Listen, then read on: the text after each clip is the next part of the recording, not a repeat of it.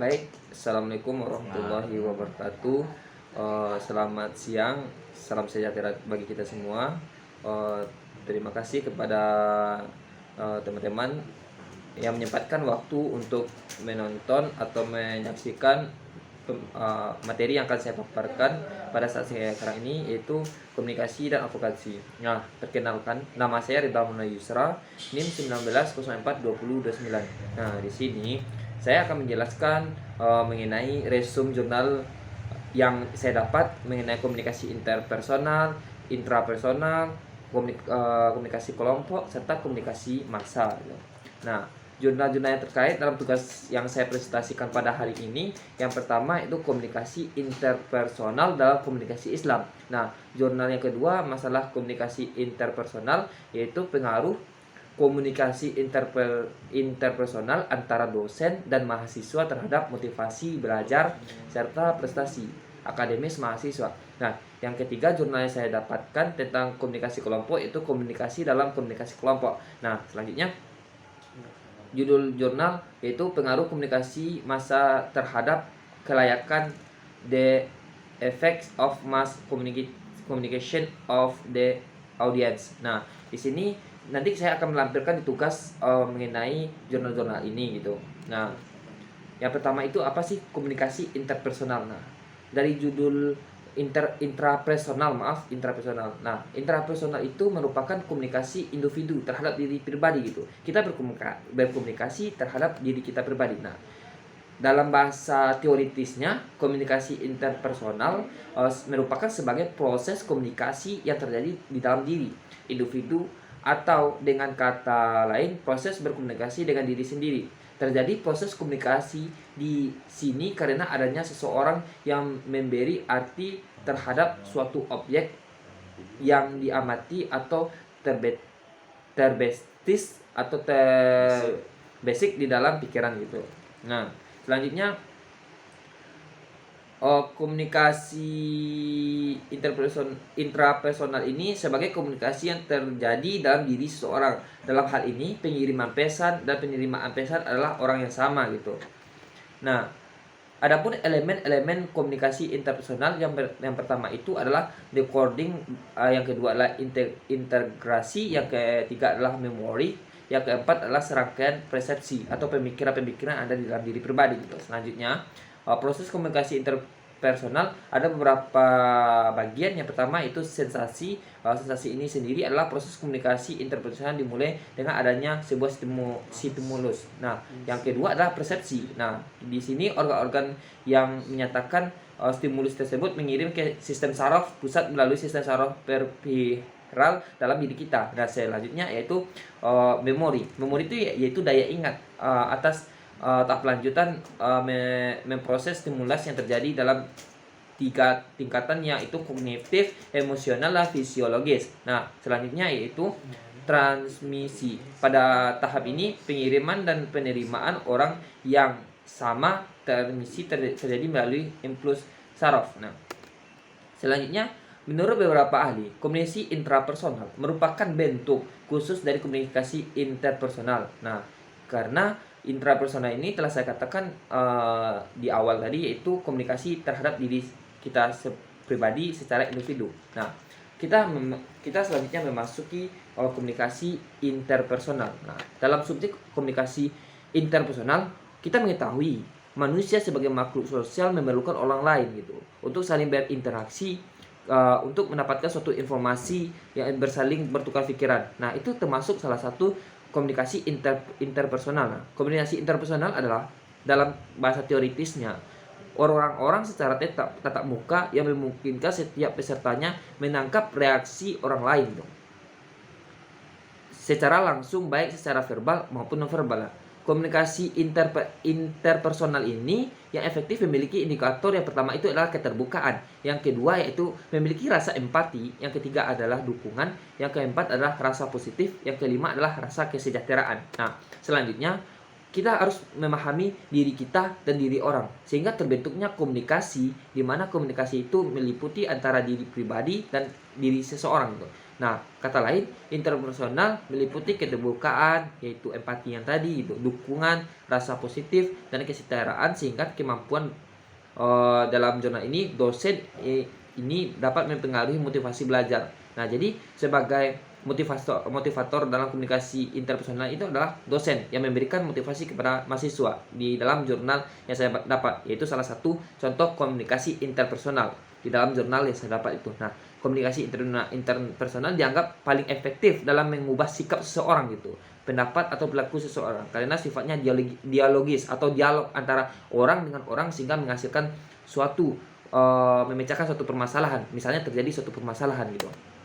Nah, komunikasi interpersonal yang ada di dalam jurnal saya antara menumbuhkan rasa suasana kekeluargaan terhadap dosen dan mahasiswa, sehingga ada saling berkomunikasi dengan baik antara mahasiswa dengan dosen. Nah, selanjutnya kita memasuki apa sih komunikasi kelompok. Nah, kita mengetahui komunikasi kelompok ini dilakukan secara bersama gitu, secara bersama atau berdialektika atau berdiskusi. Itu merupakan salah satu komunikasi kelompok yang lebih dari 1, 2, 3, 4 orang gitu. Nah, selanjutnya dalam bahasa teoritisnya, komunikasi kelompok dengan prinsip komunikasi interpersonal hampir mirip, yakni pesan yang disampaikan kepada individu yang lain dibalas juga dengan suatu pesan yang telah diinterpretasikan oleh si penerima pesan tersebut. Nah, dia hampir dekat antara komunikasi interpersonal dengan komunikasi kelompok. Bedanya komunikasi interpersonal itu kita antara kita yang satu dengan yang lain, akan tetapi komunikasi kelompok ini banyak beberapa pihak yang ada di dalamnya untuk mendiskusikan, contohnya dalam memecahkan masalah, baik itu masalah organisasi dan lain, itu akan terjadi yang namanya komunikasi kelompok. Nah di sini telah dikatakan kelompok membutuhkan komunikasi untuk menunjang kekompakan dalam suatu kelompok. Kenapa komunikasi kelompok penting di dalam kehidupan manusia? Hal ini dikarenakan kelompok merupakan bagian tidak dapat dilepaskan dari aktivitas sehari kita sebagai seorang manusia. Di samping itu, kelompok memungkinkan kita dapat melakukan interaksi antara satu dengan lain gitu. Nah, kelompok terdiri dari 2 kelompok, yaitu kelompok primer dan kelompok sekunder. Nah, kelompok primer itu identik dengan kita dengan keluarga. Nah, kelompok sekunder itu di luar keluarga kita, misalnya di sekolah gitu, di lembaga-lembaga agama dan lain-lain gitu. Nah, ada menurut Walgito, komunikasi kelompok terdiri dari 2 kata, komunikasi dan kelompok. Jadi komunikasi dalam bahasa Inggris communication berasal dari kata Latin communicatio dan bersumber dari kata komunis yang berarti sama gitu. Jadi kita berkomunikasi, berdialektika untuk mencapai suatu tujuan yang sama gitu. Nah, selanjutnya proses komunikasi kelompok. Nah, proses komunikasi kelompok itu sama dengan komunikasi interpersonal, kita melakukan interaksi sehingga kita bisa membahas suatu hal yang patut yang kita bicarakan, contohnya dalam suatu organisasi, contohnya dalam kelompok belajar dan lain gitu. Itu merupakan suatu hal yang harus dimiliki dalam komunikasi kelompok gitu. Nah, dalam perkembangan kelompok ada 4 tahap perkembangan suasana kelompok, yakni forming adalah tahap yang para anggotanya mulai menempatkan diri berhubungan secara interpersonal.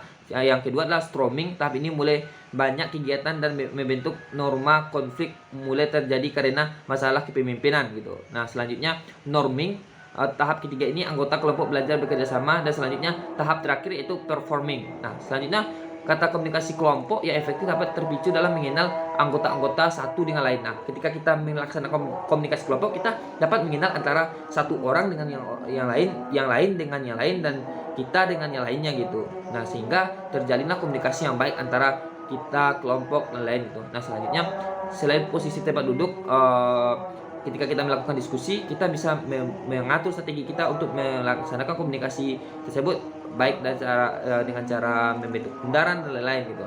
Nah, selanjutnya komunikasi massa. Nah, dalam konteks komunikasi massa ini biasanya identik dengan komunikasi yang ada di media sosial terhadap massa atau televisi gitu, sehingga audiens mendengar gitu. Nah, komunikasi massa merupakan komunikasi yang menggunakan media massa yang saya katakan tadi ya, baik cetak maupun elektronik, yang dikelola oleh suatu lembaga atau orang yang melembagakan dan ditujukan kepada sejumlah besar orang yang tersebar di banyak tempat, anonim atau heterogen. komunikasi massa itu sendiri bisa didefinisikan tiga ciri, yaitu komunikasi massa diarahkan kepada audiensi yang relatif besar. Yang kedua, pesan yang disebarkan secara umum sering dijadwalkan untuk biasa mencapai sebanyak kemungkinan anggota audiensi. Yang keempat adalah komunikator cenderung berada atau beroperasi dalam sebuah organisasi yang kompleks. Nah, selanjutnya media massa sangat berpengaruh pada individu. Pengaruh media massa itu dapat melalui model alir satu tahap merupakan pesan-pesan. Nah, jadi intinya komunikasi media massa ini adalah komunikasi yang identik dengan elektronik itu, seperti televisi dan gadget gitu. Ada suatu internet atau WA dan lain-lain atau Instagram itu merupakan komunikasi media massa, sehingga kita bisa terhubung dengan banyak orang itu, baik itu di luar negara dan lain, itu merupakan komunikasi massa. Di situ kita bisa berkomentar gitu atas misalnya permasalahan-permasalahan yang ada di Indonesia ini gitu. Misalnya kita bisa berkomunikasi di dunia luar atau dunia luas gitu dengan menggunakan elektronik gitu sebagai komunikasi media massa. Nah, jadi pada intinya dapat saya tarik kesimpulan, komunikasi itu merupakan hal yang harus dimiliki setiap individu untuk mencari suatu informasi, melaksanakan suatu kegiatan, mendapatkan sesuatu hal yang diinginkan. Kita memerlukan komunikasi, baik itu dalam permasalahan komunikasi interpersonal, itu komunikasi terhadap diri sendiri, dan selanjutnya komunikasi